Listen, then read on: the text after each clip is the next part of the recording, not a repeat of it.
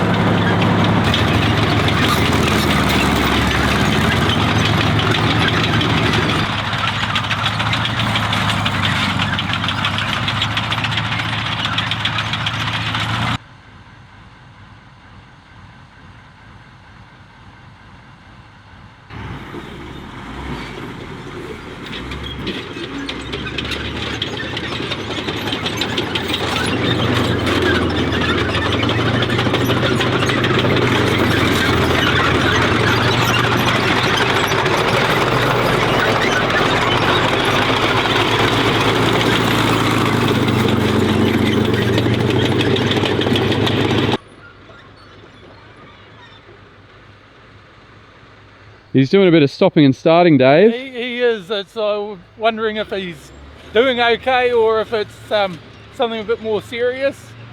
Oh, he's taking a different turn now, so.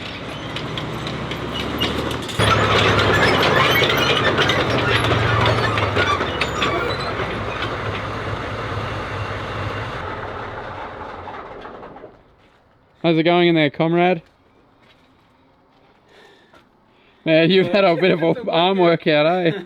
You've got to be philosophical about this. It's an antique driven by near antiques, maintained by near antiques. And it hasn't been used for a while, so it's got a few sort of gremlins. So let me see, where do I start? So it's tardy to turn to the right, which is probably on par with the Socialist vehicle. On the right hand side, the tracks do seem to be bunching up, because when it does start to turn, I can feel the rear track horns jamming together. You'll remember that. Yeah, that happened to me in the same spot. Yep, it sort of jams up with a bang, and then you find yourself being launched to the right quite viciously, and it's hard to control it because you've got to be really quick off the tiller to stop it from spinning all the way around. The throttle jammed on me at one point. I've made some adjustments to the transmission, so it's much better than it was before as far as jumping out of second gear, but it still does it occasionally. So we've got a little bit to work on, but apart from that, it's all faultless. We might get the SU-100 out. Here we go, in service to the motherland, in service to AusArmour, the workers' paradise of AusArmour.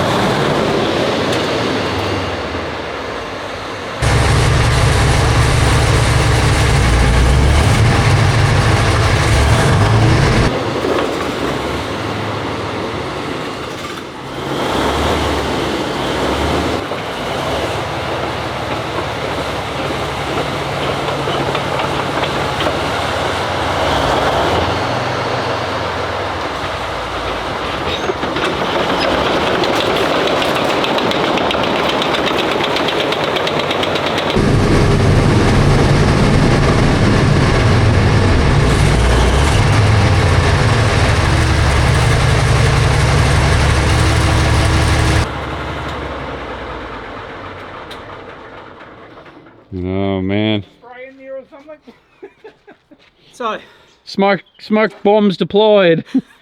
Look at it out here. It's like a fog, a thick fog has settled on the area. So we've established that it's a heavy smoker, and we'll probably be able to fumigate for mosquitoes as well too. So Yeah. kill two birds with one stone. But as you can see, I'm struggling to go left, which is definitely not good. That'll get you a spot in the gulag. So let's see if the few years I've been working on T-34s has actually done me any benefit. The right-hand tiller, see how far it goes back versus the left-hand tiller.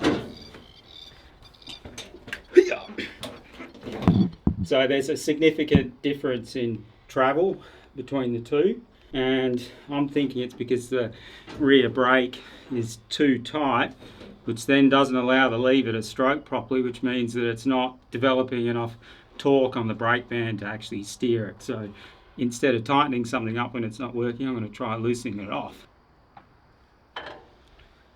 So we've got the rear deck flipped down.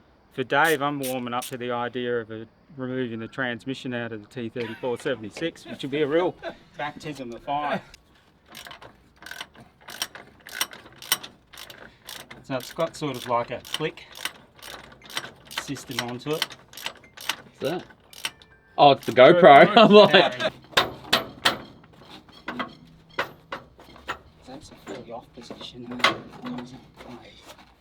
Does that open the front up a bit? It's loosened it up.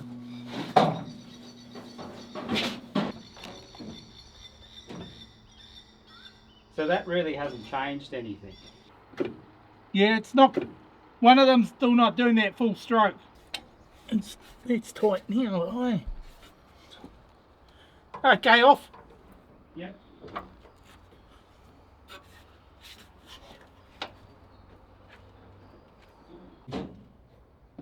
Because that hasn't changed it at all. It just what it does now, what you've done by loosening it off, it makes this mechanical blockage or stoppage feel all the more hard. Yeah. Can you hear it where it's banging? Yeah, it's in the back of. Yeah, it's in the drum itself. When it pushes back on this cone. Yep. It's that cone that's making that clunking sound. Right. Inbuilt in there is a clutch mechanism. So the first part of the pull on the tiller declutches the drive from the axle you're trying to steer, and then the next part of the pull tightens up the brake bands. But it sounds like to me then that maybe it's not getting past that first stop, so that we can't get enough torque onto the steering band. So whenever you're ready, Dave.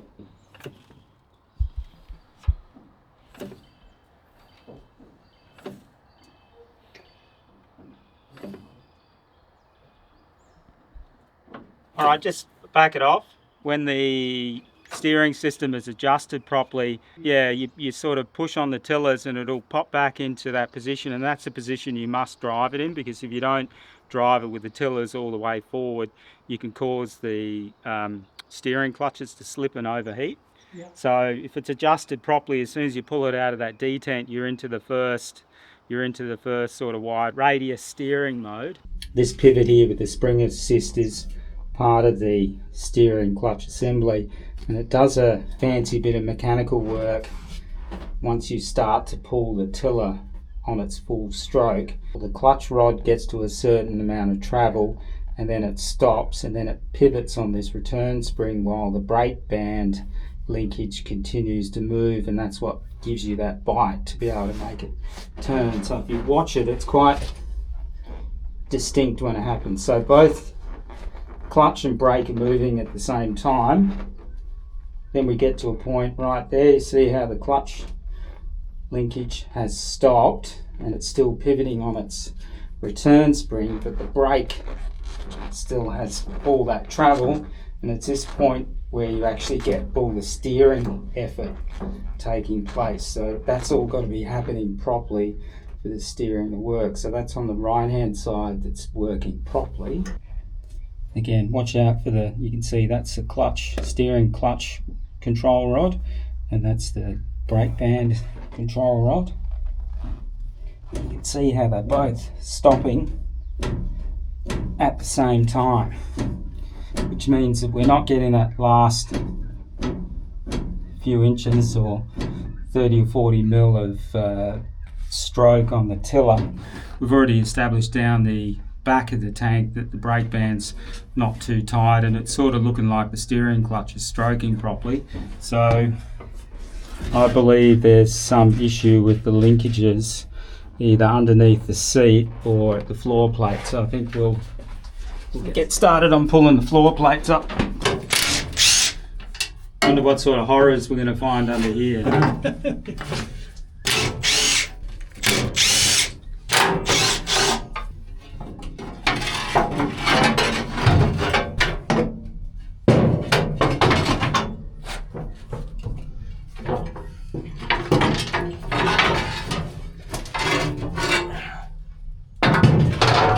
We got some black gold there anyway. Yeah. First thing I'll look for is to try and see if there's any control rods which have been wound and unwound to extremes. The next part of the testing process is to disconnect the brake band from the tiller, and we'll disconnect the steering clutch from down the back, and then we'll check to see what difference that makes. You've already got the split pin out. Right, so give it a bit of a tug carefully, so we don't want it to go over centre and come unsprung. Okay, so that's But hard it's- back. So it's still jamming, isn't it? Yes. Still jamming. All right, we'll release it and I'll head up back and disconnect the steering clutch. Bear with me as I struggle out. Take the clutch pin out.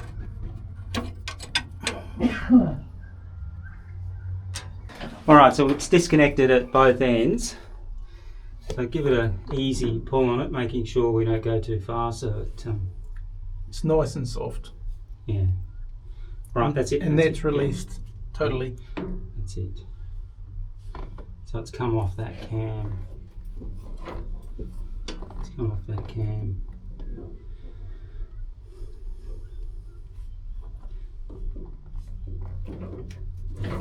That's how it should work. So If we hook that one back up again. Okay, so that one's coming up on it, even with the clutch you said you've disconnected at Yep. the back. Yep. So even with the clutch disconnected, Yep. the brake still. it's still holding it, Still stopping it resist- from, yeah. from fully stroking, and we know that the brake band is basically backed off too far. Probably a case of both of them are over adjusted, isn't it? Now we have to have a think about how we adjust it and where we adjust it. I've been ruminating on top of the SU-100 for a bit, and no massive sort of aha breakthrough moments except for one thing, and that's I've worked out why I was having trouble seeing, and that's because I'd forgotten to put my glasses on. So Dave's in there adjusting the pull rod, and let's see what difference it makes down the back here. Righto Dave, just give it another 5 mil or so.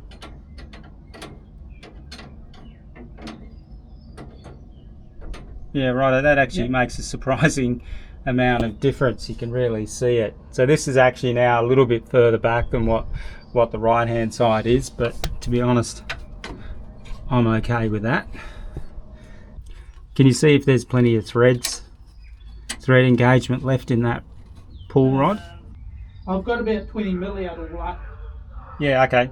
We've lengthened the other pull rod. Now we've got to shorten this one.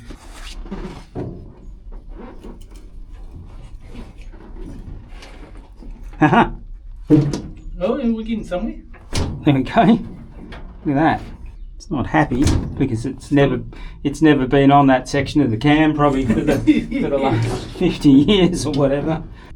So it's doing what it should do, and it's allowing it to cam over like that.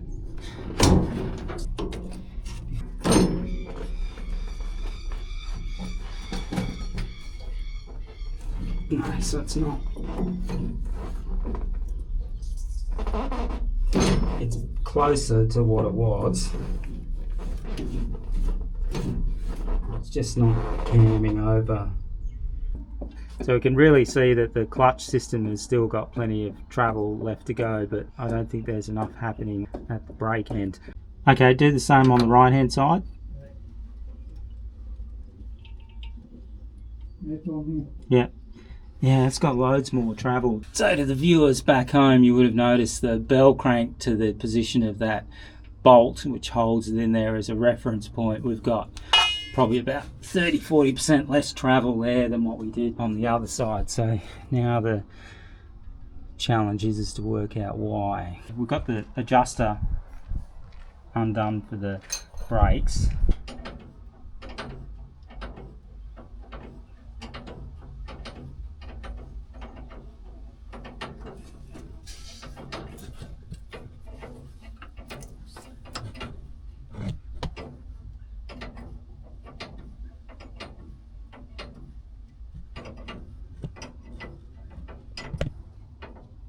How's that looking, Steve? I think it's moved quite a bit. Just hold on for a sec. We're nearly 20 milli up here. Yeah, okay. What we did, we're just a little bit more than the other side now. Yep. All right, let's stop it there then, Yep. because it should be good enough to be able to test it. So the brake band will be super loose now, so I'll tighten that up a bit. Give that a go, Dave.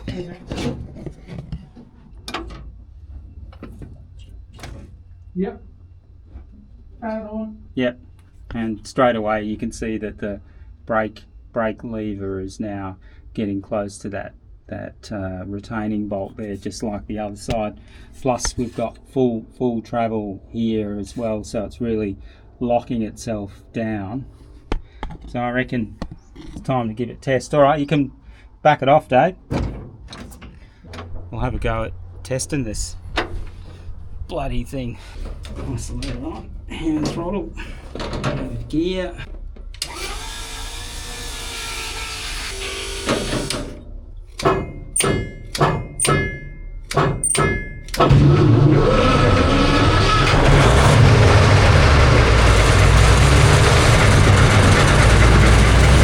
So you don't want it to go over centre and come unsprung.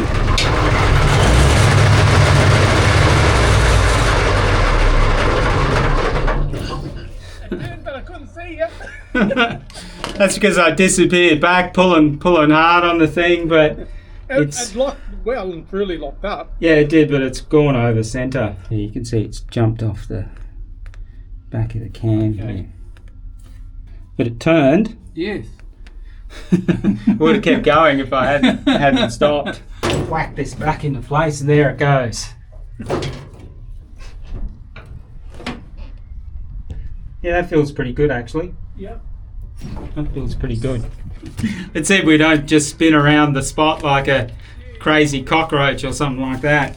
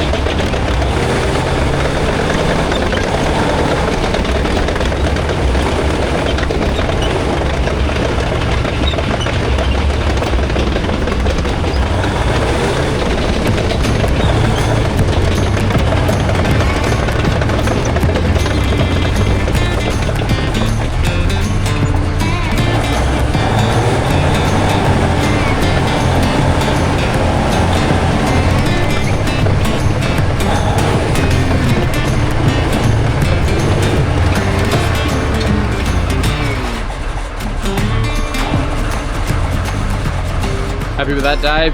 Yeah, no, happy with how it's going. It's definitely going a lot better around the track now than it did when we first started. It just needs to run in a bit more, as we know it hasn't gone for quite a few years now, so... Yeah. It's on the way, well on the way. Well on the way. What do you say, Steve? How's she handle? It's still not completely dialed in, but it's like a massive improvement, and I especially did that last pivot to the left in honour of the Soviet Union. So yeah, we're really shipshape and well on the way to having this thing ready for AusArmourfest. Congrats, man. Looks great. Another one Another sort of ticked off the list. Another one sort of ticked off the list. It's been moved from the critical list to the walking wounded. The walking wounded. Nice one, Steve. Thanks, fellas.